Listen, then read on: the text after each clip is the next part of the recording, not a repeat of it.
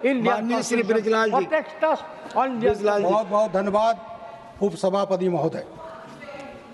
संविधान अंकित करने के यह 75th ईयर है। ऐसे ऐतिहासिक अवसर पर आपने मुझे बोलने का अवसर दिया है, इसके लिए मैं आपको बहुत बहुत धन्यवाद देता हूँ। मैं सबसे पहले संविधान सभा के सभी 379 सदस्यों को प्रणाम करता हूँ, नमन करता हूँ। मैं कॉन्स्टिट्यूशन ड्राफ्टिंग कमेटी के सभी सदस्यों और संविधान के मुख्य शिल्पी भारत रत्न बाबा साहब भीमराव अंबेडकर जी को कोटि कोटि नमन करता हूँ।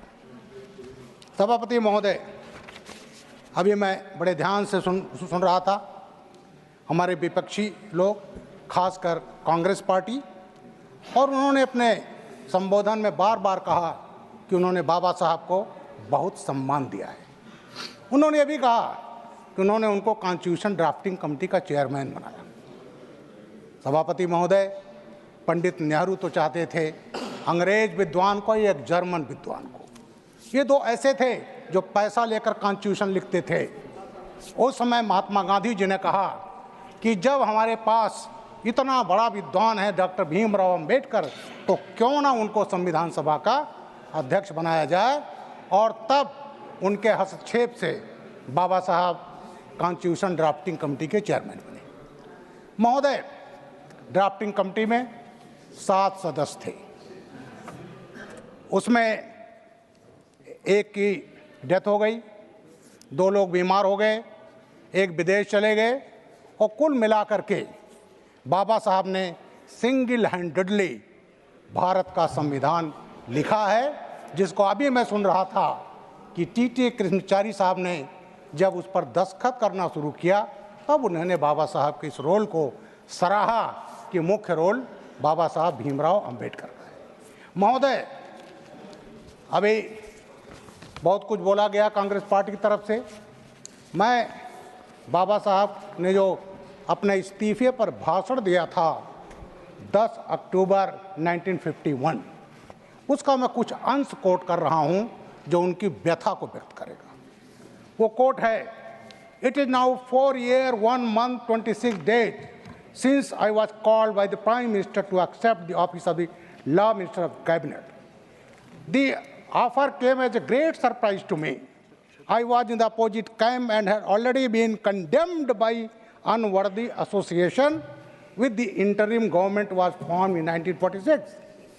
I was left to speculate what could have happened to bring about this change in the attitude of the Prime Minister.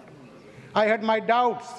I didn't know how I could carry on with those who have never been my friends. I had doubts as whether I could, as a law member, maintain the standard of legal knowledge and acumen which had been maintained by those who had preceded me as law minister, Government of India. Unquote. सभापति महोदय, ये बाबा साहब की जो व्यथा थी, उन्होंने जो कहा वो था जोगेंद्रनाथ मंडल के प्रति। जब 1946 में कॉन्स्टिट्यूएंट असेंबली के चुनाव हुए, बाबा साहब बंगाल से, वहाँ से बॉम्बे से लड़े। कांग्रेस पार्टी ने सुनिश्चित किया कि बाबा साहब को हराया जाए, बाबा साहब को हरा दिया गया। जोगेंद्रनाथ मंडल जी उनको ले गए पूर्वी बंगाल, जो आज बांग्लादेश है, और वहाँ से खुलना जैसोर सीट से बाबा साहब को जिताया गया। बाबा साहब कॉन्स्टिट्यूएंट असेंबली में पहुँच गए। महोदय, जब देश का बंटवारा हुआ तो खुलना जैसोर सीट आसाम के बॉर्डर पर है, हिंदू बाहुल्य था। अगर उस समय कांग्रेस मांग कर सकती थी कि इसको भारत को दिया जाए, लेकिन नहीं दिया गया। एक साजिश के तहत और उनकी कॉन्स्टिट्यूंसी दे दी गई पाकिस्तान को, और बाबा साहब बना दिए गए member of Pakistan constituent assembly. ये साजिश हुई है महोदय। उसके बाद कुछ परिस्थितियां ऐसी हुई, दबाव पड़ा, तब महाराष्ट्र से अमर जायकर की सीट खाली कराई गई, और तब बाबा साहब चुन करके संविधान सभा में आए, और गांधी जी के हस्तक्षेप से वो कॉन्स्टिट्यूशन ड्राफ्टिंग कमेटी के चेयरमैन बने। और यहाँ हमारे कांग्रेसी भाई कह रहे थे तो हमने किया और बाबा साहब को सम्मान दिया, लेकिन बाबा साहब को इन्होंने कोई अपमान करने का मौका नहीं छोड़ा महाराज। उसके बाद मैं बताना चाहता हूं जोगेंद्रनाथ मंडल के बारे में।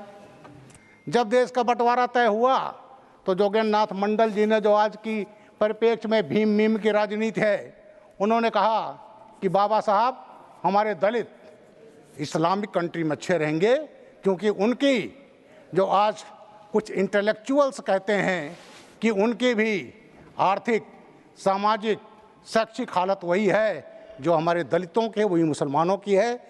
बाबा साहब की बात वो नहीं माने, पाकिस्तान गए, जिन्ना ने उनको बनाया लॉ मिनिस्टर, लेबर मिनिस्टर। बाबा साहब यहाँ एक दलित भारत का लॉ मिनिस्टर, दूसरा दलित पाकिस्तान का लॉ मिनिस्टर। और उसके बाद क्या हुआ, पाकिस्तानी अपने एजेंडे पर आ गए। उनके वजह से, जोगेंद्रनाथ मंडल की वजह से दलित जो थे वो पाकिस्तान में, खासकर पूर्वी पाकिस्तान में रुक गए।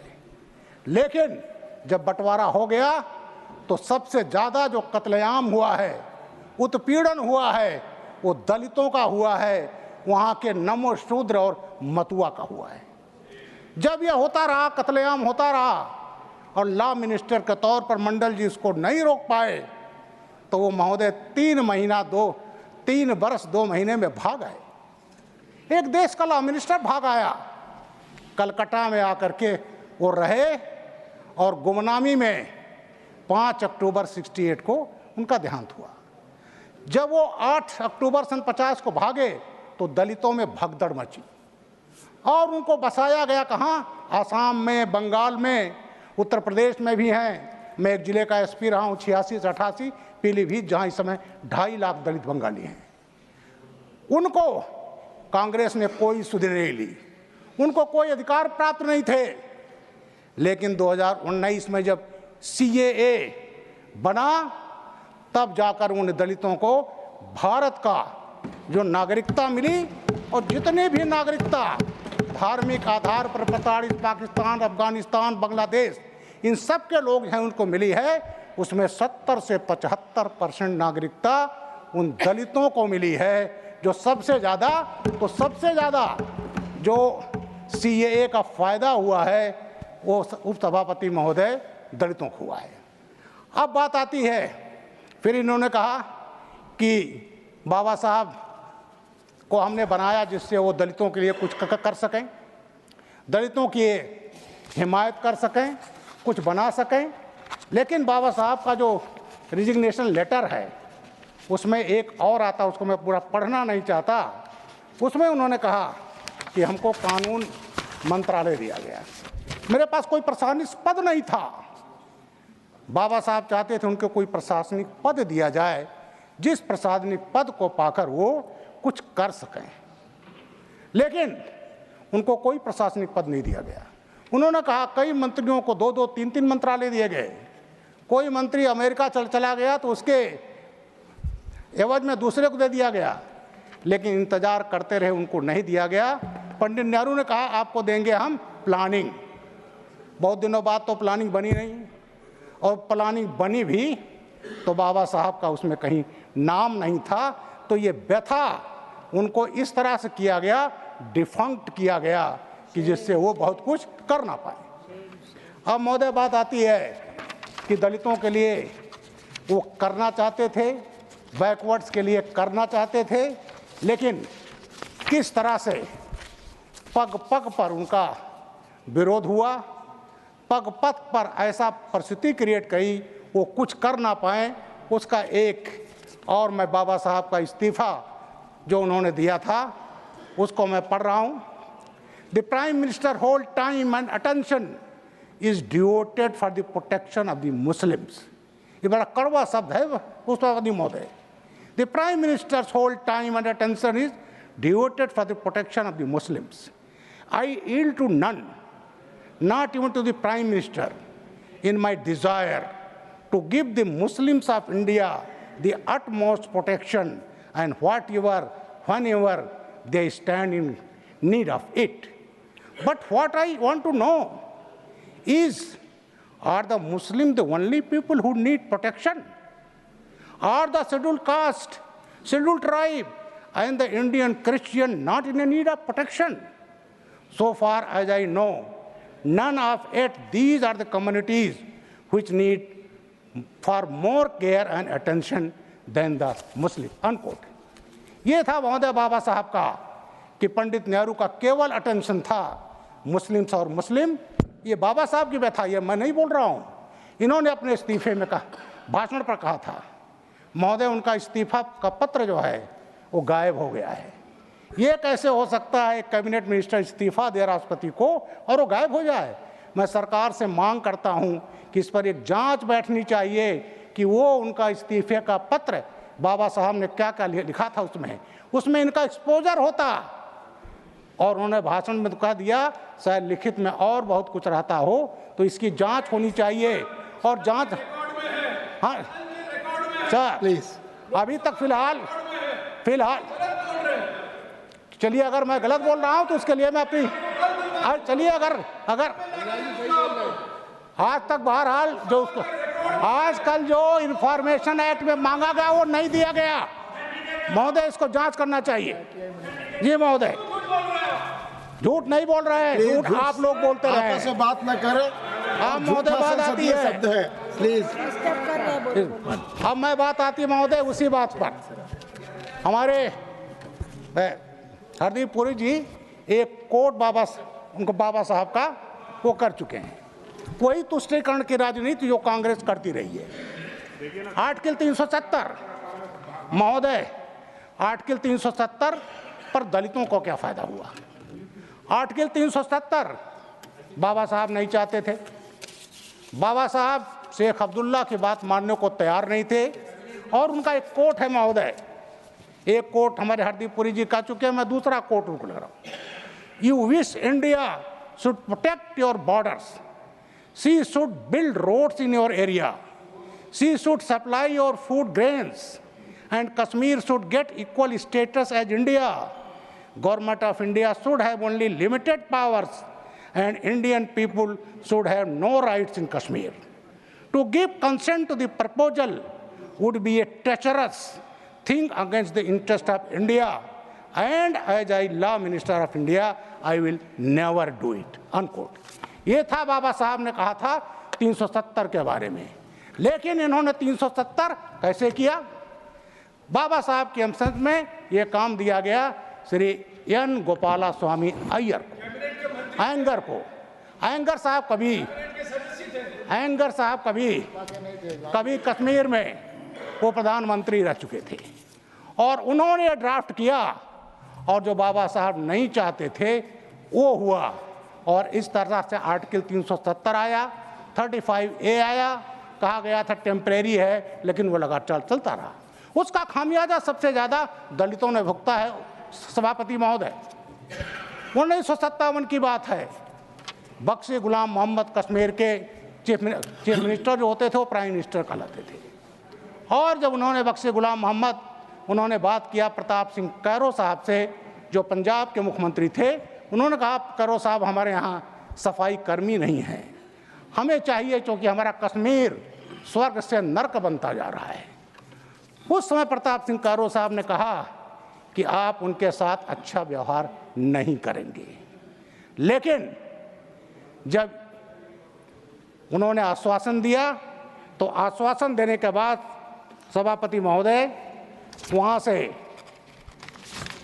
262 परिवार गुरदासपुर और अमृतसर से गए और वो उनको देना चाहिए था परमानेंट रेजिडेंट सर्टिफिकेट, लेकिन उनको परमानेंट रेजिडेंट सर्टिफिकेट नहीं दिया गया।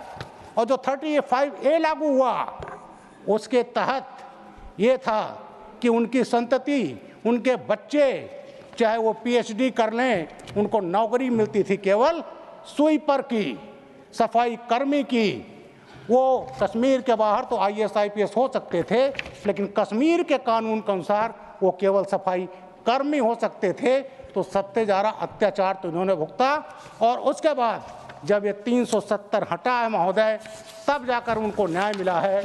आज भारत का कानून वहाँ लागू हुआ है, नहीं तो वहाँ पर अलग संविधान, अलग निशान, अलग प्रधान। उसी पर पंडित श्यामा प्रसाद मुखर्जी ने कहा था कि एक देश में 2 निशान, 2 प्रधान और 2 विधान नहीं चलेंगे। और उसको मैं नरेंद्र मोदी जी को, अमित शाह जी को साधुवाद देता हूं कि जो कलंक था इसको 2019 में जो इसको 370 को हटा करके दिया, तो इसमें बाबा साहब की आत्मा भी प्रसन्न हुई होगी कि वो नहीं चाहते थे और वो चीज़ हुआ, उसको किया गया। अब मैं आता हूं, इन्होंने कहा आरक्षण के बारे में। पंडित नेहरू ने 1961 में लिखा था कि उन्हें आरक्षण पसंद नहीं है। ये सबको मालूम, हालांकि उसको अभी लिपापोती करने की कोशिश की गई। चलिए हम छोड़ते हैं। महोदय, एक अलीगढ़ मुस्लिम यूनिवर्सिटी है, 1920 में बनी थी। BHU बनी है 1916 में। दोनों का एक्ट एक है, केवल हिंदू और मुस्लिम सब अलग है। उस यूनिवर्सिटी ने आज तक दलितों को, बैकवर्ड्स को, अब तो 10% सब सामान्य जाति का और रिजर्वेशन नहीं दिया गया। और उसका पर एक मोहम्मद बादशाह वर्सेस यूनियन ऑफ इंडिया 67 का जजमेंट है। 7 जजेस के सुप्रीम कोर्ट के बेंच ने कहा कि आपको रिजर्वेशन देना नहीं पड़ा गया, लेकिन कांग्रेस की दादागिरी में वहाँ पर आरक्षण नहीं दिया गया, जो संविधान प्रदत्त अधिकार था। और जब नहीं दिया गया और उसके बाद चलता रहा, फिर 1980 में मिसेस गांधी पावर में आती हैं। उन्होंने मुस्लिम्स को कहा कि उसका हम आपको अधिकार देंगे माइनॉरिटी इंस्टीट्यूट का। महोदय, उन्होंने अलीगढ़ मुस्लिम यूनिवर्सिटी एक्ट बदल दिया 1981 में, और आज BHU रिजर्वेशन देता है। वो माइनॉरिटी यूनिवर्सिटी ना होते हुए भी अलीगढ़ मुस्लिम यूनिवर्सिटी दलितों को आरक्षण नहीं देता है, बैकवर्ड को नहीं देता है। तो एक तरफ मोदी जी कानून बनाकर 370 हटाते हैं, CA हटाते हैं, सबसे ज़्यादा उसमें लाभान्वित होते हैं दलित। नागरिकता जितनी मिली है 70 से 75% दलित, और कांग्रेस कानून बनाकर दलितों का हक छीनती है, उनके रिजर्वेशन छीनती है। तो महोदय, इसके बाद मोदी जी ने क्या किया? बाबा साहब को सम्मान देने के लिए पंचतीर्थ बनाया। वो पंचतीर्थ मुझे भी मौका मिला, मैं संविधान दिवस पर गया था 26 अलीपुर रोड, बॉम्बे गया था, चैत्य भूमि गया था, दीक्षा भूमि गया था। उन कुछ को कांग्रेस ने कभी कुछ नहीं किया। बाबा साहब के देहांत के बाद उनको भारत रत्न की बात तो सोचा नहीं इन्होंने। इंदिरा जी ने खुद को दे लिया भारत रत्न, नेहरू जी ने खुद दे लिया।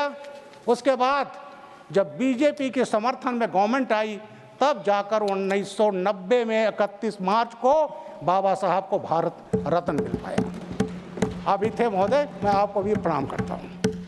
इसके बाद आती है भारत रत्न तो दूर, सेंट्रल हॉल में जहाँ हम ही लोग बैठते, तब तक वो संविधान सभा है, वो सदन है, वहाँ बाबा साहब की फ़ोटो तक नहीं थी। और बाबा साहब का फ़ोटो जो है, मैं टाइम से ख़त्म करूँगा सभापति महोदय, और वहाँ पर भारत रत्न तो दूर, बाबा साहब की फ़ोटो लगना इनको नागवार लगता था। जब बाबा साहब की फ़ोटो लगने की बात आई तो हमारे कांग्रेसी भाई कहते थे दीवार पर जगह नहीं है। तो BP सिंह साहब ने कहा था दिल में जगह रखो, दिल में जगह रखो, बाकी जगह तो अपने आप बन जाएगी। और तब जाकर के बीजेपी के सपोर्ट से तब जाकर सेंट्रल हॉल में बाबा साहब का चित्र लग पाया। अब महोदय आता है संविधान दिवस, मुख्य रोल रहा बाबा साहब का बनाने का। उसके बाद मोदी जी जब गुजरात के मुख्यमंत्री थे तो उन्होंने संविधान दिवस मनाने की शुरुआत की, बाबा साहब को सम्मान देने की। और लेकिन यहाँ पर वो नहीं होता था। लेकिन जब मोदी जी 2014 में प्रधानमंत्री बने तो इन्होंने 26 नवंबर 2015 से शुरुआत की संविधान दिवस की, और तब से ये संविधान दिवस ये बाबा साहब का सबसे बड़ा सम्मान है। और ये तो बाबा साहब की उसको जो निशानियाँ थीं, जो बाबा साहब के विचार थे, उसको मिटाना चाहते हैं। लेकिन सभापति महोदय, एक मैं नेचर का बड़ा प्रेमी हूँ। अगर किसी आप डाल को काट दें तो उसमें स्ट्रेस पैदा होता है, और जब स्ट्रेस पैदा होता है तो उसके बड जो रहती हैं खाल के नीचे, वो तेज़ी सूखती हैं, बहुत तेज़ी से उसमें डालियां निकलती हैं, सबसे ज्यादा निकलती हैं। थैंक यू प्रधान जी, इतना थैंक कर यू। लें, लेकिन बाबा साहब के जो अनुयायी हैं उनकी संख्या लगातार बढ़ती जा रही Thank you. है और बाबा साहब का विचार पूरे दुनिया में अमर रहेगा। इन्हीं शब्दों के साथ अपनी बात मैं समाप्त करता हूं। महोदय, ठीक आपके समय में मैं समाप्त करता हूं और फिर संविधान निर्माता बाबा साहब को कोटि